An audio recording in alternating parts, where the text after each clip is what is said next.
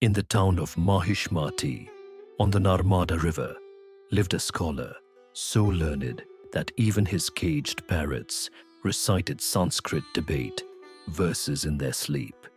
Adi Shankara had come to challenge him to defeat Purva Mimamsa's greatest defender, or give up everything he had renounced. Mandana Mishra was no ordinary rival. Student of the great Kumarila Bhatta, he believed liberation came only through Vedic ritual, correctly performed, not through knowledge alone. Every scholar in India who argued for ritual over contemplation looked to him as their champion. The two men agreed to terms with real consequences. If Mandana lost, he would renounce his rituals and become a monk. If Shankara lost, he would abandon his vows and become a householder. Neither man was neutral enough to judge, so they chose Mandana's own wife, Ubhaya Bharati. Mandana argued that the Vedas exist to command action, that ritual is the path to liberation. Shankara argued that no action can produce what is already true. The self is not something to earn. It is what remains when every illusion is stripped away. For hours, then days, arguments flew like blades. Mandana quoted ritual injunctions from memory, verse after verse.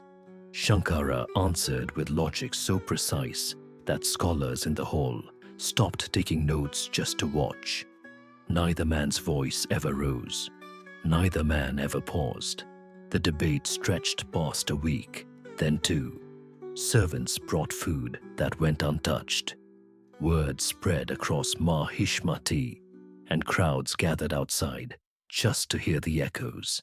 17 days in, something in Mandana Mishra's arguments finally began to give way. Ubhaya Bharati rose to deliver the verdict herself. Her husband, the most formidable ritualist in India, had lost.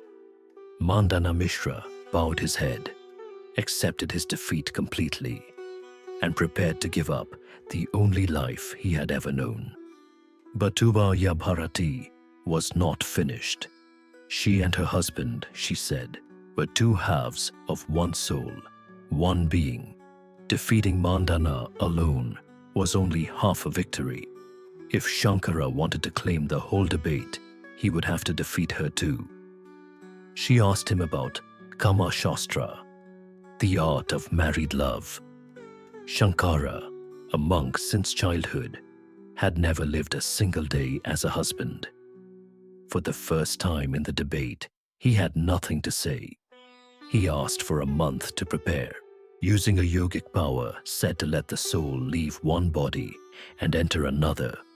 Shankara located a king named Amaruka, freshly dead in a nearby kingdom. He left his own body in the care of his disciples, hidden in a cave, and entered the king's. Amaruka opened his eyes as if waking from a long sleep. His court saw only their king, recovered, but behind those eyes was a lifelong ascetic, now living inside a palace, a marriage, and an entire life he had never chosen for himself. Weeks in, the king's ministers noticed something impossible. Their ruler, once ordinary, now spoke with the calm and wisdom of a sage. Suspecting a yogi had stolen his body, they gave a chilling order: burn every unclaimed corpse in the kingdom, so no soul could return to it. In the hidden cave, Shankara's disciples heard the order and understood the danger at once. If his body was burned before he'd returned, he would be trapped inside the king forever. They sent word as fast as they could and prayed it would arrive in time. Shankara let go of the king's body and returned to his own. Just as the flames were being prepared, Amaruka's court found their king collapsed and still, then breathing again, with no memory of the weeks in between. Shankara walked back to Mahishmati with his answer. He answered every one of Ubhaya Bharati's questions, drawing on everything he had lived as a king. She had no challenge left to give. The debate, whole and complete, belonged. True to his word, Mandana Mishra renounced ritual life entirely and became Shankara's disciple, taking a new name, Sureshvaracharya. He would go on to write some of Advaita Vedanta's most important texts himself, becoming one of Shankara's 4 principal students. It's one of the strangest true stories in Indian philosophy, though most retellings compress it into a single sentence. Now you know what really happened across those 17 days. A scholar, a debate, and a monk who became a king to win it. If this story moved you, hit like, subscribe, and join us for more tales from Kathavana, stories that outlive time.